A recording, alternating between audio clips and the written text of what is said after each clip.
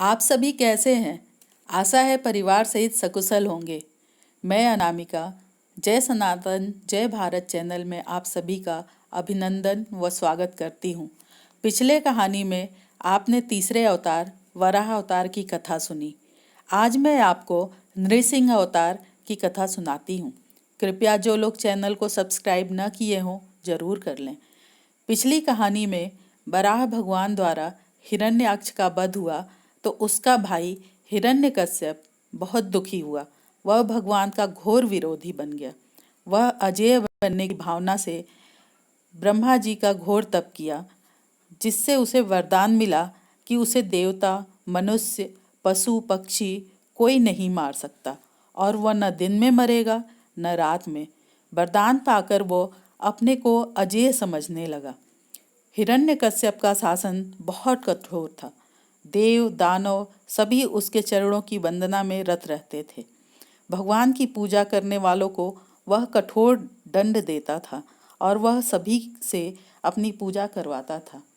उसका अत्याचार दिनों दिन बढ़ता ही जा रहा था, यहाँ तक कि वह अपने पुत्र प्रहलाद को भी भगवान का नाम लेने के कारण तरह तरह का कष्ट देने लगा।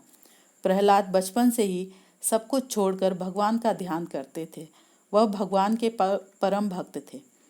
प्रहलाद असुर पुत्रों को भी धर्म का उपदेश देते थे, जिससे हिरण्यकश्यप बहुत क्रोधित हो उन्हें दरबार में बुलाया और डांटते हुए कहा, मूर्ख, तू बड़ा उद्दंड हो गया है। तूने किसके बल पर मेरी आज्ञा के विरुद्ध काम किया?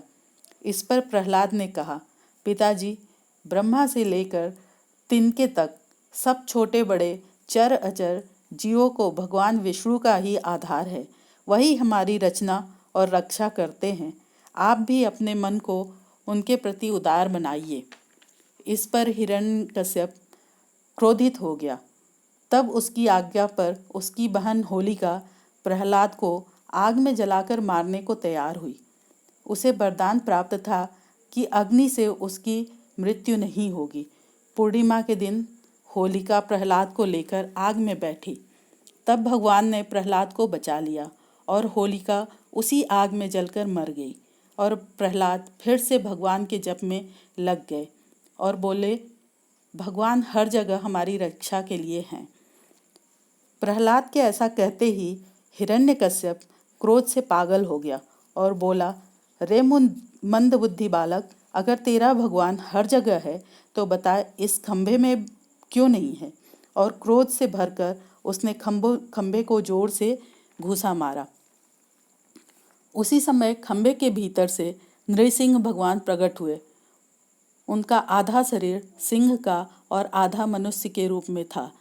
क्षण भर में ही नृसिंह भगवान ने हिरण्यकश्यप को अपने जांघों पर लेते हुए उसके सीने को अपने नाखूनों से फाड़ दिया और उसकी जीवन लीला समाप्त कर दी और अपने प्रिय भक्त प्रहलाद की रक्षा की। इसलिए भगवान को भक्त वत्सल कहते हैं। तो आपने सुना भगवान के चौथे अवतार नृसिंह अवतार की कथा। अपना अनुभव कमेंट के माध्यम से अवश्य बताइए, जिससे आगे उत्साह के साथ एक और कहानी प्रस्तुत कर पाऊँ। नमस्कार। जय सनातन जय भारत।